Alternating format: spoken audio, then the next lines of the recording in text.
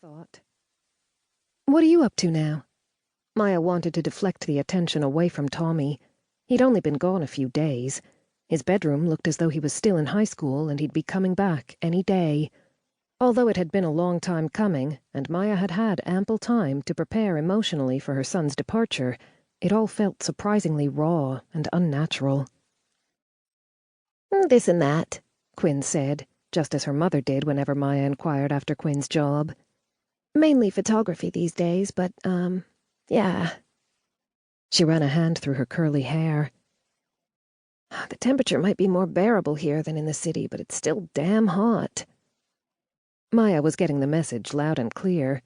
Years ago, when Quinn still lived at home and another brutal summer day had descended on Milbury, she would stand exactly where she was standing now and cast longing gazes at the pool. Usually Tommy was quick to invite her over for a swim, but Tommy wasn't here any longer. "Come on." Maya nodded in the direction of the pool. "I can't bear to see you sweat like that any longer.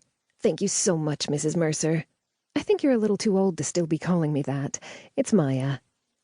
Quinn deftly wriggled her body through the bushes, which were much denser now than when Quinn had last made her way through. "You have my infinite gratitude, Maya." Quinn was already stripping off her tank top. Underneath, she wore the skimpiest bikini Maya had ever laid eyes on. "Seeing as my main career of late has been tending bar, I can make you a mean cocktail later to thank you." Quinn tossed her tank top to the side of the pool and shook off her flip-flops. Before diving in, she looked back and treated Maya to a glittering, sun-drenched smile. Maya went back to her chair and watched Quinn swim a few slow laps. The mere fact of having someone to share her pool with, even if it was only for a short time, offered a potent distraction from her loneliness. The promise of that mean cocktail was helping as well. Maya tried to remember the latest news Brooke had given her about Quinn. No Ivy League for the neighbor's daughter, she knew that much. She'd also known Quinn was gay, as she'd always been out. How old was Quinn now? Truth be told, Maya hadn't given Quinn Hathaway much thought at all. The girl barely came home. Brooke complained about it often enough, while Bill said she was just finding her way because she was still so young, and what were we like at that age? Now Quinn was swimming in her pool. If Maya partly closed her eyes and squinted, she could pretend it was her son, enjoying himself in the cool water. "Aren't you hot?" Quinn had swum to the side of the pool closest to Maya and rested her elbows on the ledge. Drops of water purled on the skin of her arms.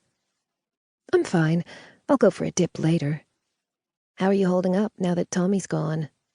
"Fine." It was nice of her to ask. "It must be hard, though." Quinn tilted her head. "Tommy's always been such a mommy's boy." She grinned broadly. "I don't think that's correct." If anything, Tommy was able to appreciate qualities in his father that Maya had never known the man possessed. "That's because you can't see it. Because you're his mom." Still grinning, Quinn winked at Maya before her head disappeared under the water again. Maya followed her with her gaze. She came up for air at the other side of the pool, where she leaned her head back and smoothed the water out of her hair with her hands. If Tommy was a mommy's boy, Quinn Hathaway was definitely a daddy's girl. "Do you still have your dance school?" Quinn pushed herself out of the water effortlessly and sat on the edge, looking at Maya. "I do." Thank goodness for that, Maya thought. "Pity you didn't have it when I was younger. I regret not being able to dance properly." Did she just give Maya a once-over with that piercing blue gaze of hers? "It's never too late to learn. I teach a seniors class, ages 65 and up." "It must work wonders for your figure. You look amazing for a woman your—" Quinn paused and briefly drew her lips into a half-smile. "You really look amazing, Mrs. Maya." Heat rose to Maya's cheeks, and she was pretty sure it wasn't caused by the sun. "Thank you," she mumbled. When was Quinn going to mix her that mean cocktail? Quinn stood and walked to the sitting area, leaving a trail of water behind her. "Here, use this." Maya tossed her the towel that was hanging off the chair next to her.